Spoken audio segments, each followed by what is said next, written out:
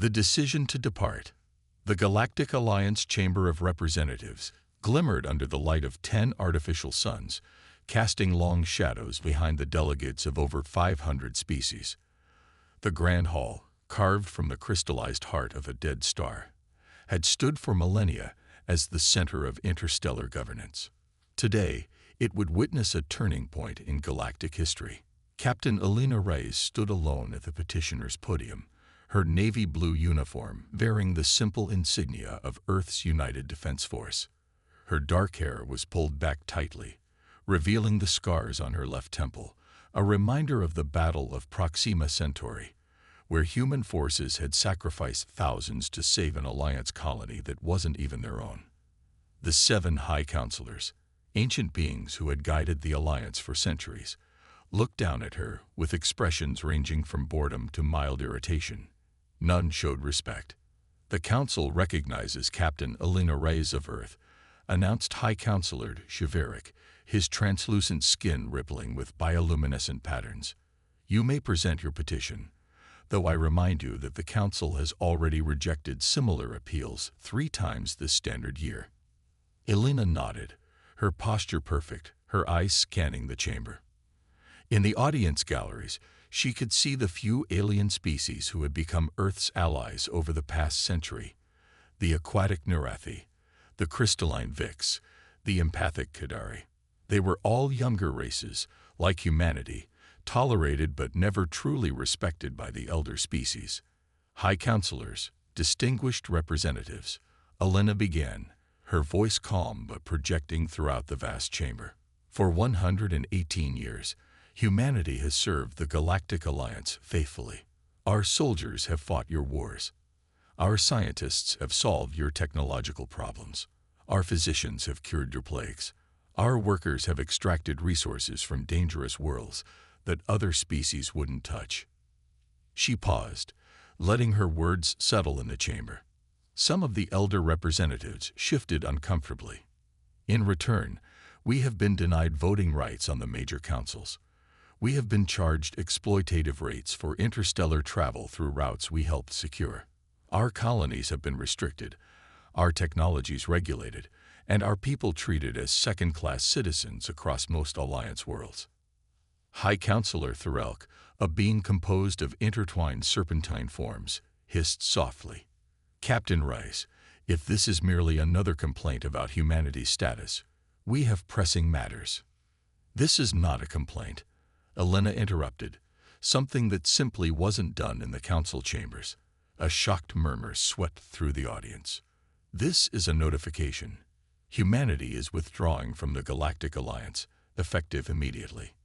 The chamber erupted in noise. Some delegates laughed outright. The arrogant Vorex representatives in particular found the statement amusing. Others began shouting questions or objections. The High Counselors themselves seemed more annoyed than concerned. Shiveric raised a glowing appendage, and silence fell. Captain Rice, these theatrics are unbecoming. Humanity cannot simply withdraw from the Alliance. Your species is integrated into our economy, our defense networks, our very infrastructure. Elena smiled thinly. That's precisely the point, Counselor. We are integrated everywhere, yet recognized nowhere. She reached into her pocket and withdrew a small black device. This transmitter contains the Arcturus Protocol, authorized by the United Earth Government and all human colonies. It has just activated withdrawal commands to every human ship, station, colony, and individual across Alliance space. Now the chamber grew quieter, as the implications began to sink in. All human military vessels are returning to Earth-controlled space. All human technicians, engineers, scientists, and workers are ceasing operations and preparing for departure. All human colonies are evacuating. We estimate complete withdrawal within 17 standard days. This is absurd, Counselor Thorelk hissed. You would collapse your own economy out of pride. Where will your people go? How will you survive without Alliance trade networks? Elena's expression didn't change. We've been preparing for this possibility for 20 years, Counselor. We'll manage. From the Nerathi section, Ambassador Solana rose, her blue-scaled form glistening with moisture. The Nerethi sovereignty registers its concern with this development and formally requests emergency discussion with Earth authorities. Several other younger species representatives made similar statements. They, at least, understood what was happening. The Vorex war delegate Kreshner laughed, his armored exoskeleton clicking as he moved. Let the humans leave. We manage before they stumble onto the galactic stage, and we'll manage after their tantrum ends. Elena turned to face him directly. War delegate, when the Hive incursion reached your homeworld's outer moons 5 years ago, it was human battle tactics and human soldiers who stopped them. We lost 30,000 lives defending your people. She turned back to address the entire chamber. The Alliance has taken humanity for granted for too long. You've used our innovation, our resourcefulness, our willingness to take risks, and our adaptability without ever acknowledging their worth. She placed the transmitter back in her pocket. Now you'll learn that worth through its absence. High Counselor, Cheveric's bioluminescence pulsed with what Elena recognized as anger. If humanity withdraws support from crucial systems without proper transition, it would be considered an act of aggression. Every human installation has proper shutdown protocols, Elena replied. We aren't sabotaging anything. We're simply leaving. What systems fail after our departure will fail because you never bother to learn how they work, relying instead on the humans you considered expendable. She bowed formally, a gesture both respectful and final. You have 17 days to reconsider humanity's status in the Alliance. Our terms are simple: full voting rights on all councils, equal protection for human colonies, and fair trade agreements. After that, we'll be gone. As Elena walked from the chamber, the noise rose again. Arguments, objections, and in some corners, genuine concern. She didn't look back. Outside, her aide commander David Chen waited, his tablet displaying real-time data on the withdrawal process that had already begun across the galaxy. It's done, Elena said quietly. Did they believe you? David asked. No, she replied. But they will. Across the vastness of the Alliance territory, humans began to move. On the mining world Viridian II, project manager Sarah Okonkwo addressed her team of 300 engineers and miners. Behind her, the massive excavation machines, all human-designed, human-built, and human-operated, stood silent for the first time in decades. Pack essential equipment only, she instructed. Personal belongings, specialized tools, and data cores. Transport ships will arrive within 36 hours. What about the Zethrek Mining Guild? Asked one of her engineers. They're dependent on our output for their manufacturing sectors. Sarah's expression was resolute. That's not our concern anymore. They've had 50 years to learn our methods. They chose not to. The Zethrek overseer Galactic approached, his crystalline form reflecting the harsh mining lights. This operation cannot cease, he insisted. Your contracts are being legally terminated under Section 27B, the withdrawal clause, Sarah interrupted, handing him a datapad. We've fulfilled our raw material quotas for the fiscal period. Anything beyond that is now negotiable at the Alliance level. Galactic's crystal facets darkened with anger. This is extortion. No, Sarah replied calmly. This is consequence. At the prestigious Alliance Medical Institute on Centauri Prime, Dr. Marcus Wong carefully archived his research on neurological regeneration. Around him, his human colleagues were doing the same, backing up data, securing samples, and preparing for departure. The Institute's director, a venerable Kelvish healer named Zontar, whose species had practiced medicine for 10,000 years, watched in growing alarm. Dr. Wong, this research is critical to our understanding of cross-species neural patterns, Zontar said, his 8 eyes blinking in sequence. You cannot simply take it away. Marcus looked up from his work. I've published all my preliminary findings in the Alliance Medical Journal. The basics are there for anyone to build upon. But your expertise can be contracted for at fair consultant rates once the new agreements are in place, Marcus finished. I've trained 16 Alliance doctors in my techniques over the past decade. Only 2 finished the program. The others claimed the work was too demanding or the hours too long. Zontar's skin flushed a deep orange, embarrassment in his species. They both knew it was true. Human medical practitioners were known for their grueling work ethic and innovative approaches, often taking on cases other species deemed hopeless. "What of your patients?" Zontar asked quietly. Marcus paused, genuine regret crossing his features. "I've prepared transition plans for each of them. But ultimately, that will be up to the Alliance to address. Perhaps this situation will finally motivate the funding for those neural regeneration programs I've been requesting for the past 8 years." On the Alliance border world New Seattle, Major Francesca Rivera supervised the evacuation of 50,000 human colonists. The planet had been terraformed by human engineers, its harsh environment tamed through decades of hard work.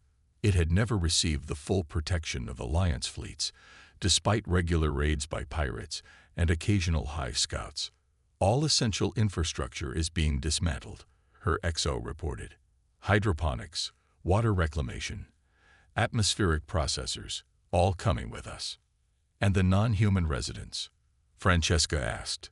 "We've provided them with 6 months of supplies and basic operation manuals for the systems we're leaving behind. The Alliance has been notified that they'll need evacuation if they can't send support personnel." Francesca nodded, watching as families boarded the massive transport ships. Many were leaving homes they'd built with their own hands, farms they'd cultivated from barren soil, communities they'd grown to love. But there was little hesitation. The decision had been nearly unanimous among human colonies. Better to leave together with dignity than remain and be exploited forever. A group of Kadari, the empathic species who had settled among the humans of New Seattle, approached Francesca. Their spokesperson, an elder named Tevin, radiated sadness that even non-empaths could feel.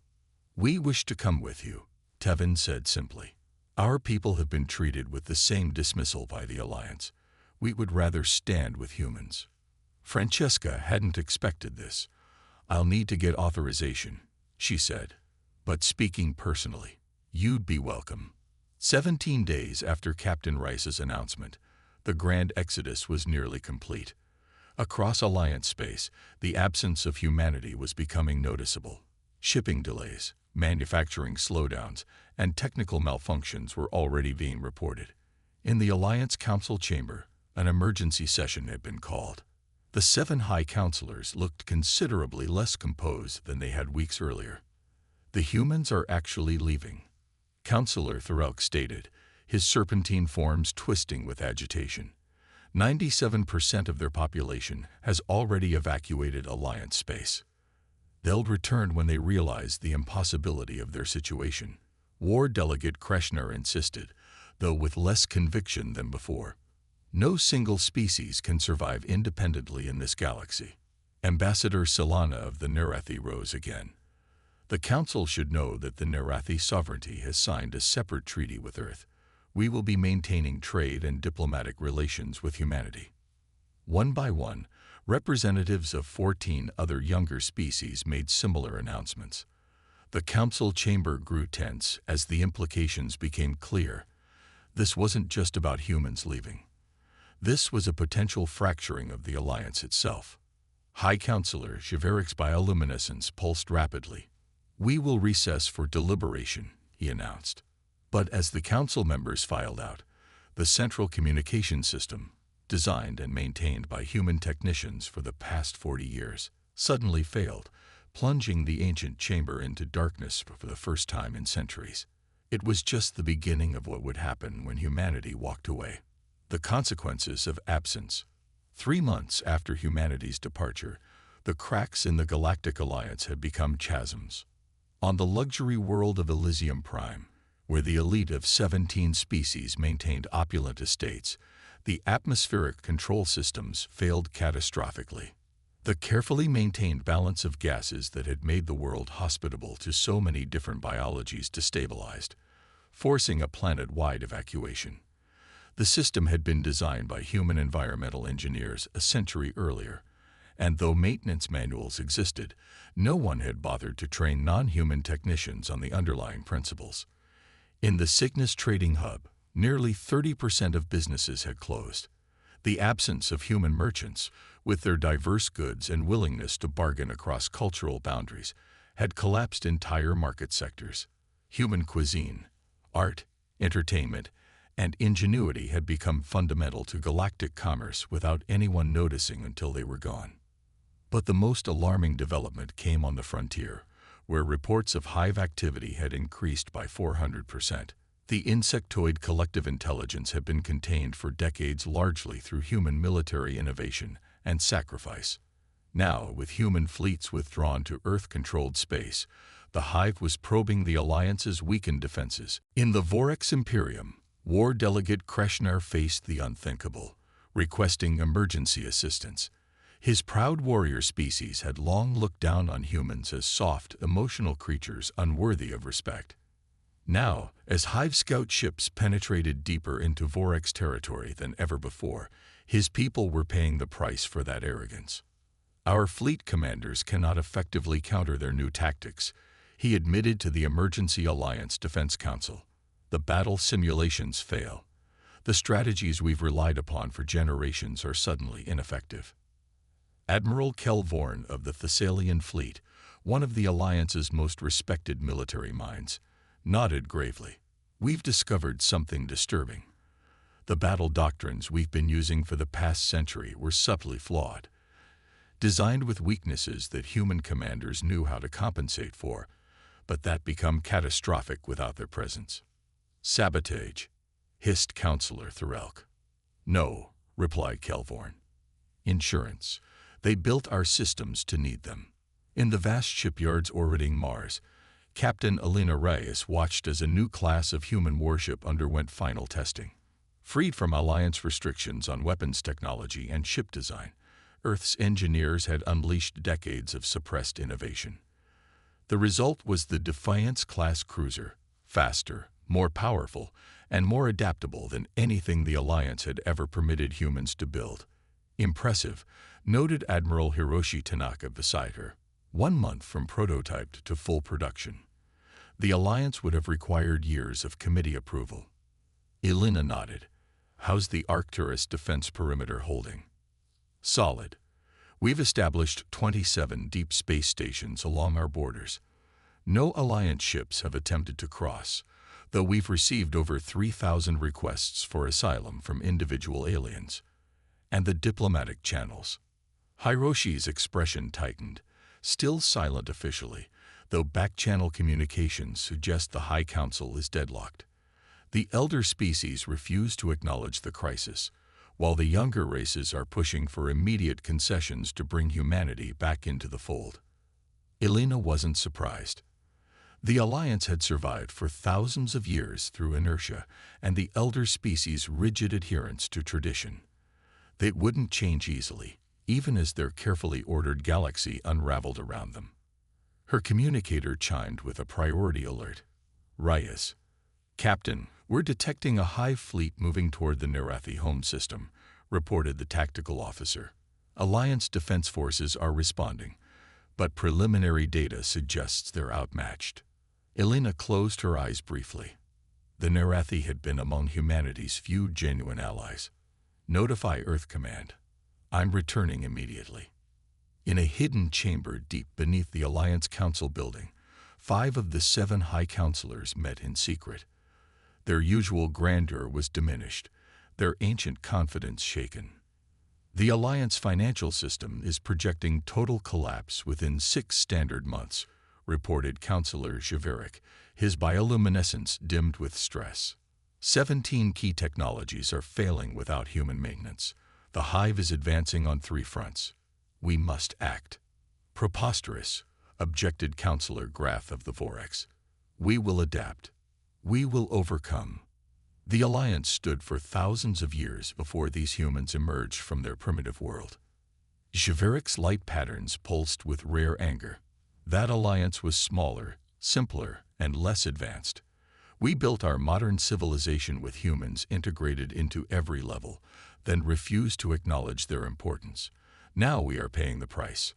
The Kadari, Nerathi, and 13 other species have formally submitted requests to leave the alliance, added Councillor Dvoral of the Thessalians. They intend to form a separate coalition with humanity. Silence fell as the implications sank in. The alliance, which had endured for millennia, was facing not just economic and technological collapse but political fragmentation. What are humanity's final terms? Asked Councillor Melry of the Kelvish, speaking for the first time. On Earth, in the newly constructed Unity Dome in Geneva, President Sofia Alvarez addressed the Global Assembly. The massive chamber, built in just 2 months after the withdrawal, represented humanity's new independent spirit, blending architectural influences from across Earth with materials and technologies previously restricted by Alliance regulations. The Alliance diplomatic envoy will arrive within the hour, Sofia announced. After 3 months of silence, they finally requested formal negotiations. The Assembly, representatives from every human world and colony, erupted in applause.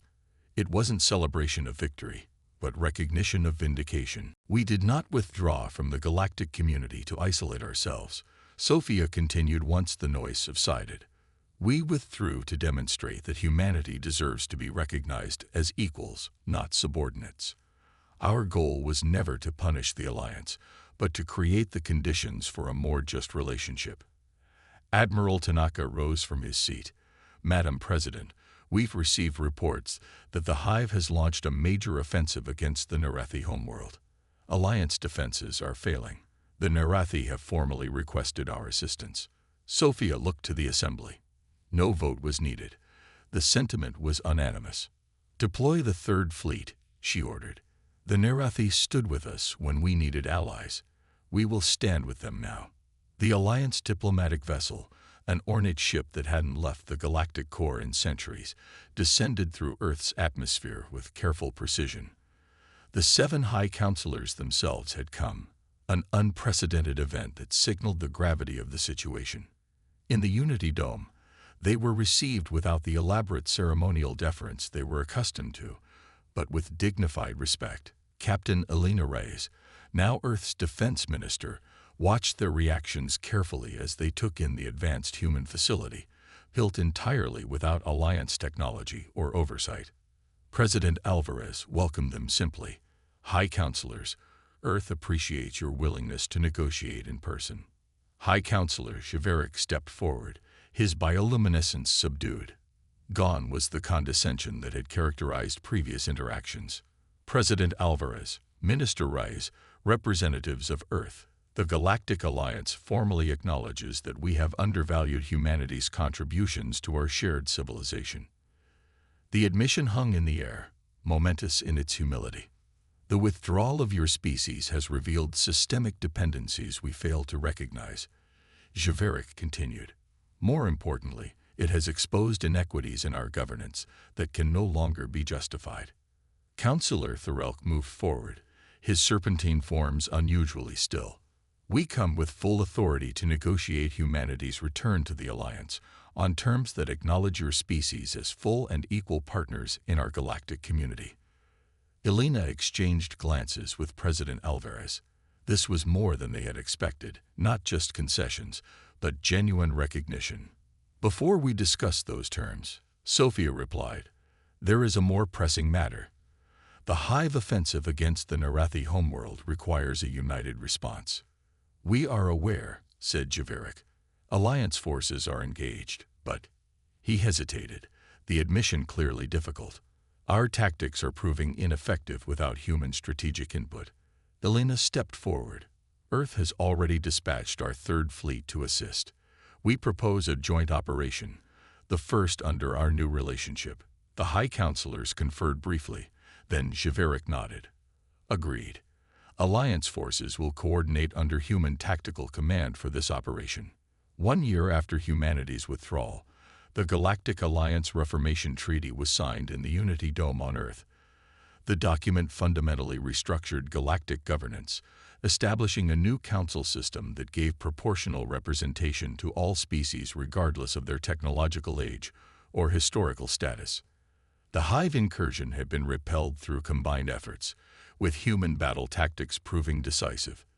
The economic integration of human worlds back into the galactic community was proceeding methodically, with new trade agreements that recognized the true value of human goods and services.